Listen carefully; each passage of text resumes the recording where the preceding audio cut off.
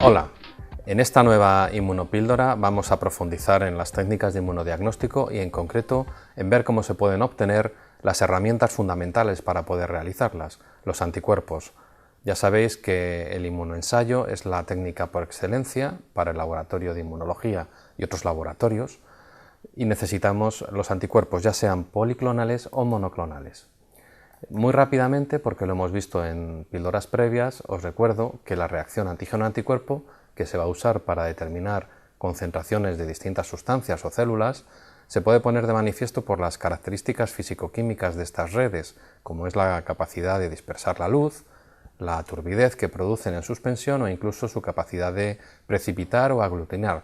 Son todas estas técnicas de precipitación y aglutinación que veremos en píldoras siguientes. Pero además el anticuerpo se puede combinar con distintas sustancias, lo que va a amplificar muchísimo la diversidad o potencialidad del uso de estas moléculas. Se puede combinar con enzimas y tendremos técnicas de enzimo-ensayo, se puede combinar con sustancias radioactivas, aunque estas técnicas estén más en desuso en la actualidad, o por último se puede combinar con sustancias fluorescentes y luego hacer un examen o bien al microscopio o bien mediante aparatos, fluorímetros o citómetros que cuenten o que nos permitan detectar la fluorescencia. Pero a lo que íbamos en esta píldora, ¿cómo se pueden producir estos anticuerpos en el laboratorio? Bien, para ello hay que inyectar en un animal de laboratorio una suspensión de los antígenos. Normalmente este animal va a ser un ratón cuando vamos a obtener anticuerpos monoclonales y va a ser un conejo cuando se buscan anticuerpos policlonales, aunque en el caso de los policlonales se pueden utilizar otras especies animales como son las cabras, las ovejas, muchas otras, pero sobre todo, insisto, los conejos. Pero lo primero que tenemos que tener es una suspensión del antígeno que se va a preparar y se va a inyectar en la cavidad peritoneal del animal. En este ejemplo tenemos el ratón y se va a dejar que se produzca una respuesta inmunológica primaria. Pasadas entre 7 y 10 días tras esta primera inmunización, vamos a realizar una segunda inmunización con la misma sustancia, con el mismo antígeno. Con esto, con lo que se busca es una respuesta secundaria de memoria mucho más potente y con mayor número de células. En ese momento se sangra al animal y se va a poder analizar esa sangre para ver la presencia en ella de anticuerpos.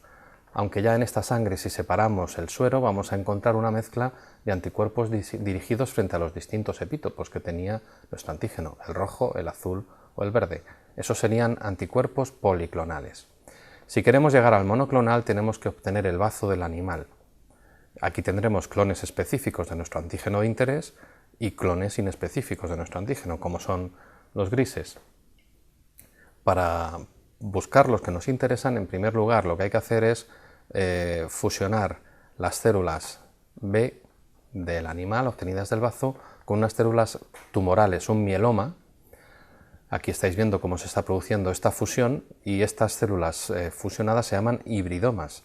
Tienen la capacidad de recrecimiento permanente del tumor y la capacidad del linfocito B de generar anticuerpos.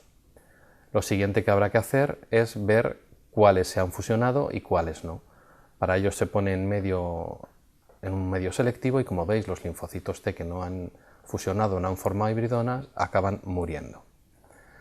El siguiente paso será ver cuál de estas células B se ajusta al antígeno que yo quiero estudiar.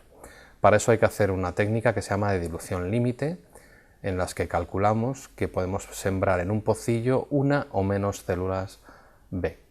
En este caso son hibridomas, pero con las características del linfocito B de producir anticuerpos. Y tendremos algunos clones que producen anticuerpos de interés y otros clones que producen anticuerpos irrelevantes para nuestro interés de investigación o de diagnóstico.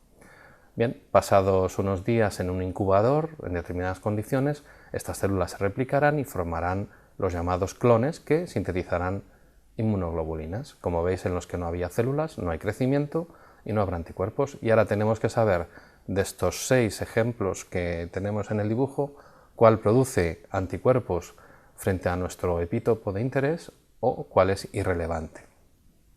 Hacemos réplicas de estas placas y haremos finalmente inmunoensayos enfrentándolos a nuestro antígeno de interés para ver cuál reacciona y cuál no con nuestro antígeno y por lo tanto cuál de estos clones es un anticuerpo monoclonal interesante para la técnica que estamos diseñando. Bien, hemos dispensado la placa y ahora ponemos estos 6 clones en contacto con nuestro antígeno original y vamos a ver cuál produce reacción o cuál no produce reacción. En los que no hay ningún crecimiento, por supuesto no se va a producir ninguna reacción, pero dentro de los que hay anticuerpos, en algunos habrá anticuerpos que reaccionan frente a las partículas de nuestro antígeno y en otros pocillos habrá anticuerpos que no reaccionan. Pues bien, en los que hay reacción tendremos los anticuerpos monoclonales que nos interesan, que son los que están marcados aquí como reacción positiva, en tanto que los que han dado reacción negativa ya nos vamos a seguir usando. Aquellos que dieron reacción positiva vamos a hacer una resiembra de estos hibridomas en gran cantidad de líquido y esto lo metemos en un incubador para obtener pues, lo que se aprecia en la imagen, muchísimas células B productoras de muchísima cantidad de anticuerpo que sea el que podemos ya utilizar para la técnica. Alternativamente, los hibridomas se pueden reinyectar en los animales y luego en líquido ascítico se puede obtener una elevadísima concentración del anticuerpo de interés, como aparece en esta imagen, porque produce una reacción en el animal y lo obtenemos también en cantidades masivas. Así pues, 2 maneras de obtenerlo en grandes cantidades. Ahora el anticuerpo está listo ya para las técnicas diagnósticas. Sí, para algunas. Para otras tendrá que ser conjugado con enzimas, con sustancias fluorescentes o con sustancias radioactivas, entre otras. De modo que en esta píldora hemos repasado cuáles son las técnicas de inmunoensayo que se utilizan en el diagnóstico, cuál es la metodología básica para la producción de anticuerpos policlonales y cuál es la metodología básica para la producción de anticuerpos monoclonales.